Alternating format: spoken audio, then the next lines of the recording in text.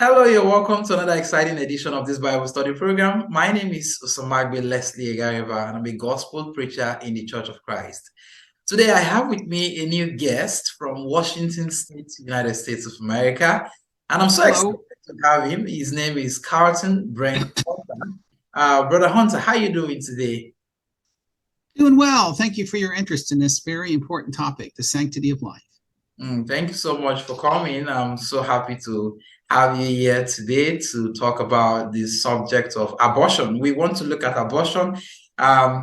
Want you to, by the way, Brother Hunter is an evangelist in the Church of Christ, and he has been preaching for several years. So he has done a great job even on the abortion issue. So we want him to share with us his knowledge and uh, what the Bible says concerning this subject, because a lot of people, they have divergent views on that. By way of introduction, I would like to ask you, what exactly is abortion? When we talk about abortion, what are we talking about? And can we say there is a racial aspect to the subject of abortion? In other words, I'm saying, is there a racist component to abortion? Okay, first of all, I think most people understand that abortion is terminating a pregnancy prior to birth. It's done on purpose. The design is to kill the little baby and to do as little harm as possible to the mother. Modern day abortion techniques are pretty effective at doing that. So it is generally safe for the mother, but it is almost 100% fatal for the poor little baby. They call the baby today a fetus if it's unborn. Biblically, that's completely unjustifiable. The term brephos in the Greek is used for a life that is either in the womb or out. There's no distinction. And we'll talk more about this later. But you asked about the racial component. One of the things that really concerns me, Leslie, is that Planned Parenthood was originally the brainchild of Margaret Sanger. And Margaret Sanger was friends with Adolf Hitler and believed in eugenics and called Black people the weed in life's garden. Just a terrible statement to make. And she claimed that, this was a way to kind of deal with, minorities and people that she felt needed to be eradicated. So even today, you will notice that about 80% of all the abortion clinics, the Planned Parenthood clinics, are in minority neighborhoods. And 80% of abortions are done in minority neighborhoods. In Mm, fact, one writer told me that, right now in America, at least about 13% of the population are African American. That would be upwards of 20% to 22% if so many African American babies were not killed. So this disproportionately affects minority communities. So people don't like to talk about that, but I think it's an important issue. And Margaret Sanger ought not to be elevated at all in our world or here in the United States. And yet she is, because she's the proponent of family planning and Planned Parenthood and that kind of stuff. So that's my concern about that. In fact, my understanding is that at least in America, that more Black Americans are killed every year through abortion than all other causes of death combined. mm. So, we talk in America about Black Lives Matter. Well, what about the little baby in the womb of a Black mother? Why does her life not matter? So, yes, I think that's a racial component that we need to deal with and think about. Mm. All right, thank you very much for that. I would like to go into the defense that people actually give for abortion. I've watched on the TV and sometimes hear people say that, well, this is my right. It's my body. I have every right to do whatever I like with my body. So, I mean, from the part of the woman.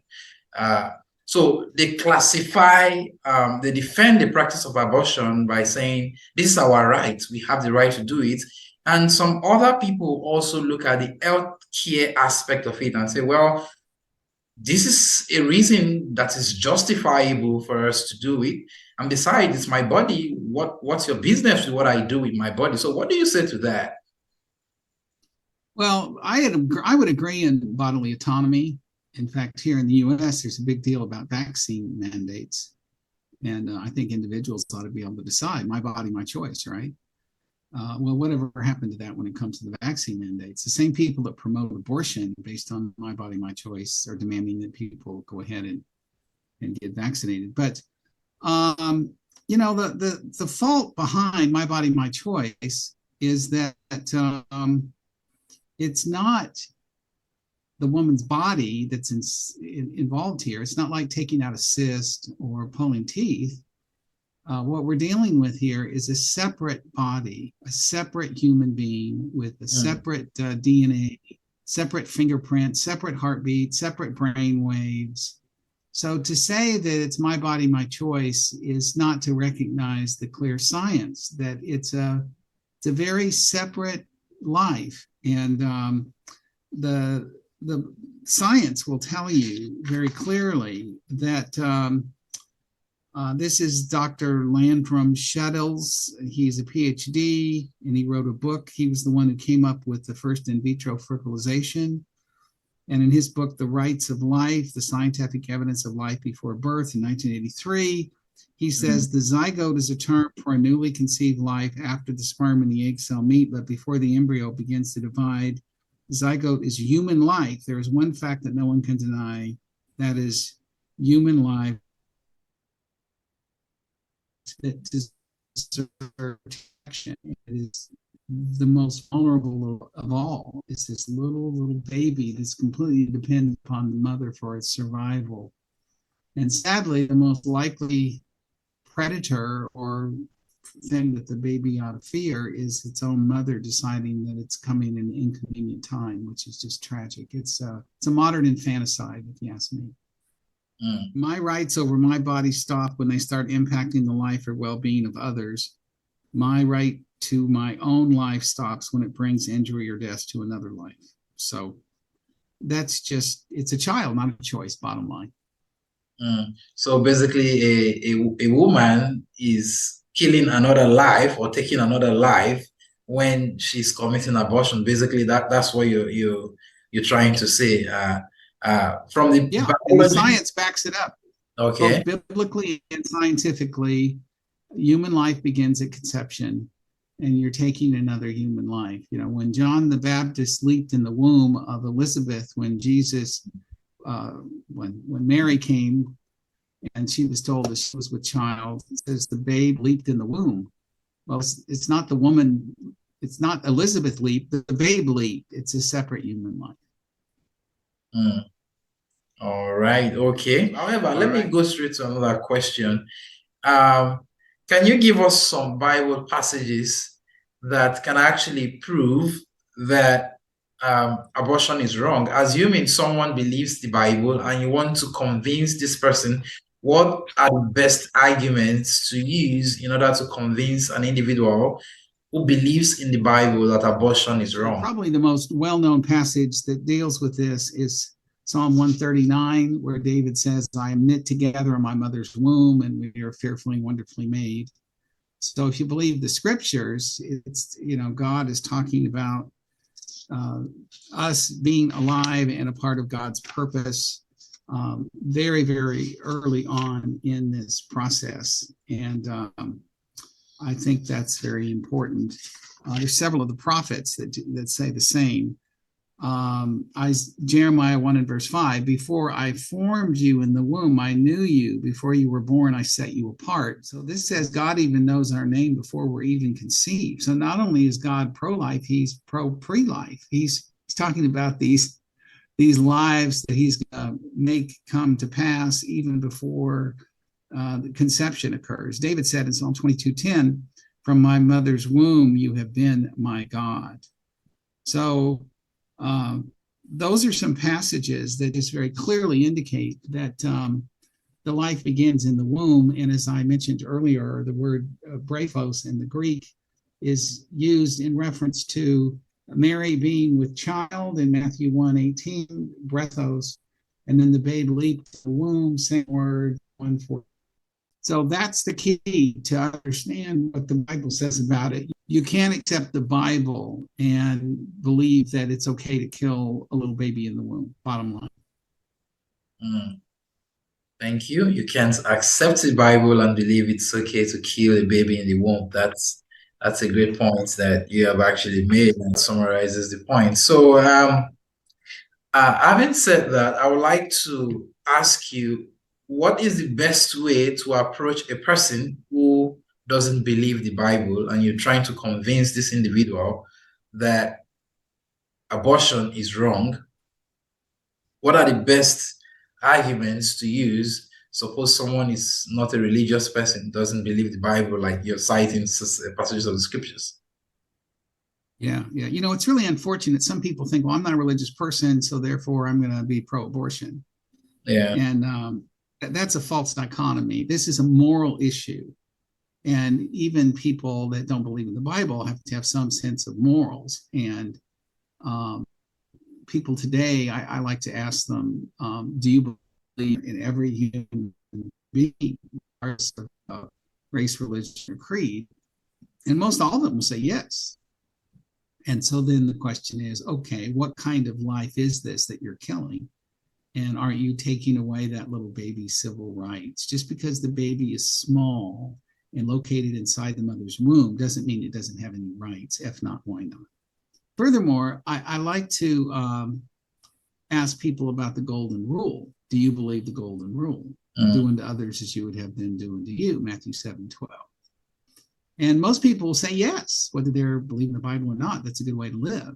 And then, you know, you think about the fetus at 12 weeks can begin to feel pain. It has its own nervous system and all that kind of stuff. And so a very horrific, painful, awful procedure, regardless of how it is done, whether you are, putting saline solution in that causes suffocation and burns the skin of a poor little baby, or whether you're going in with these prods and pulling the baby apart limb by limb. I mean, it's just awful to think about.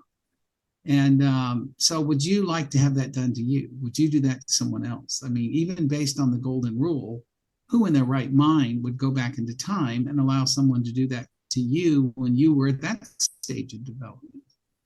So I find those arguments pretty powerful. And also, most people on the left who are pro-abortion, they always say, oh, follow the science.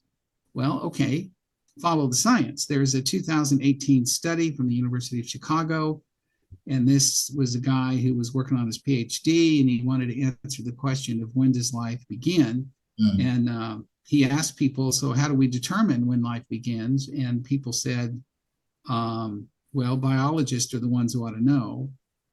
And so I encourage anybody in your audience to Google this. You can find this 2018 University of Chicago study, and he surveyed about 3,000 American adults, and they said it was the biologists that they wanted to know. So they asked 5,502 biologists from 1,058 different academic institutions, and these people were cross-identified as very liberal, conservative, very pro-life, strong Republicans.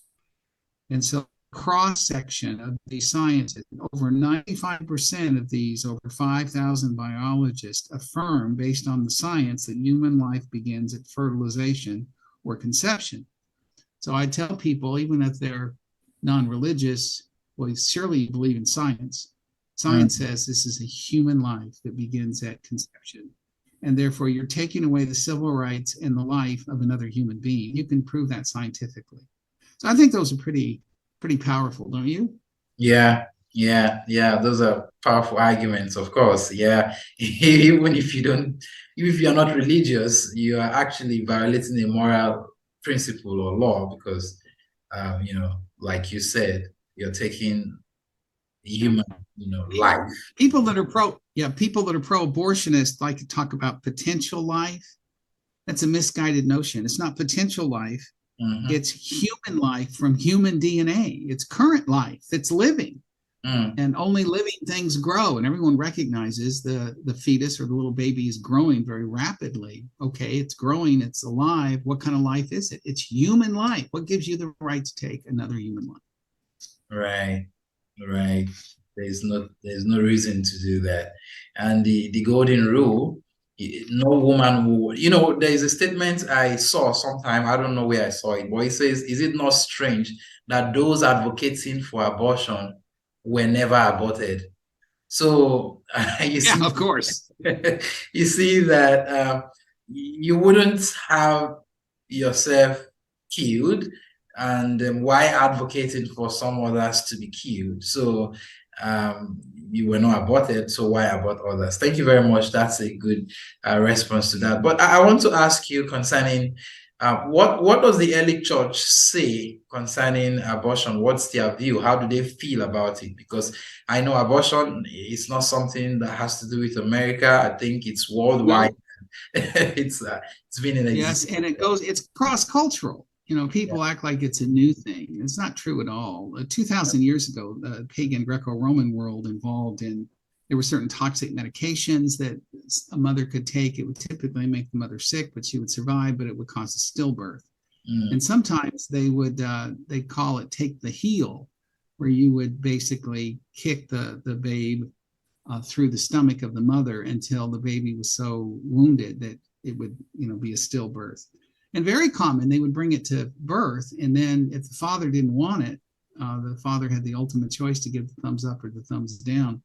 And if he wanted a different sex, or he didn't like the way it looked, or there was some disability that the baby has and birth defect, typically they would just take the baby. Occasionally they would start to the element, just sit outside on the street, and eventually, of course, the baby would die. And Christians were well known for picking up these little babies, saving their life, and then raising them in the faith. And many of them grew up to become Christian missionaries, which I thought was pretty cool.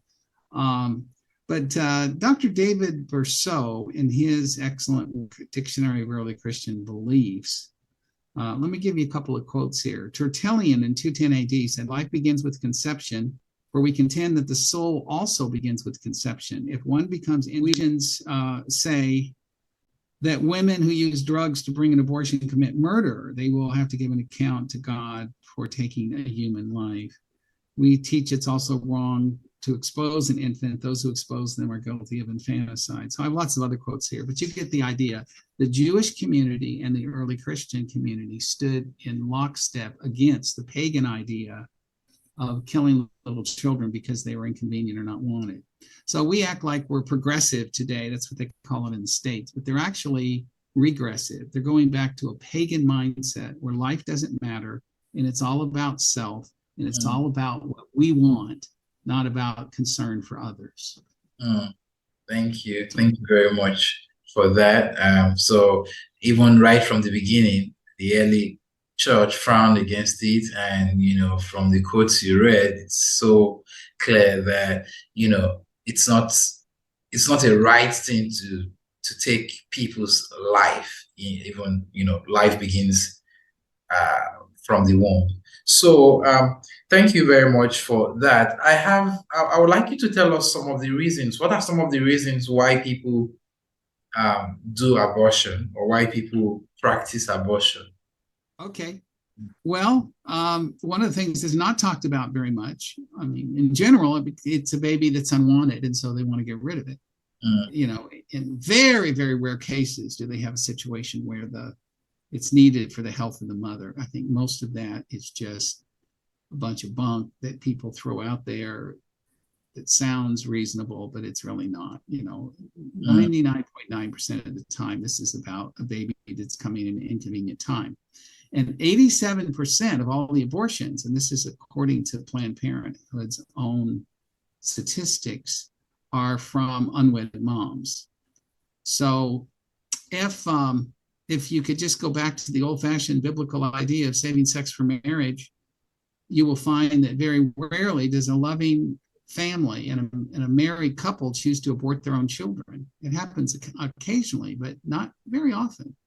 So mm, this is really an outgrowth of the sexual revolution, where people wanted to have recreational sex and be promiscuous. And then if they get pregnant and they don't really love the guy they had sex with and they're not ready to have a baby, they want to be able to go out and kill the baby. So it's covering up the sin of promiscuity, really, fornication. And that's, nobody wants to say that, but that's the bottom line.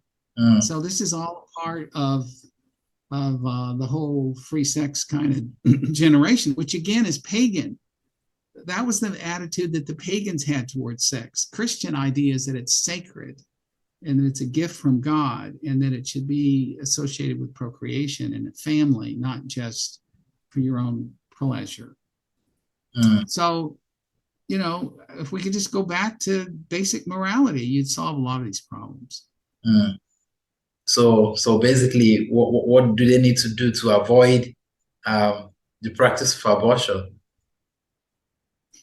Well, the first thing I want to say here may surprise people, but I don't think the key is to view this through the political lens. Again, this is a moral subject. It's not a political subject primarily. And though I think abortion is murder and therefore should be outlawed, I don't think Christians ought to be putting all their efforts on trying to have laws outlawing abortion. I would rather have, a society where most everybody understood it's immoral and it's wrong.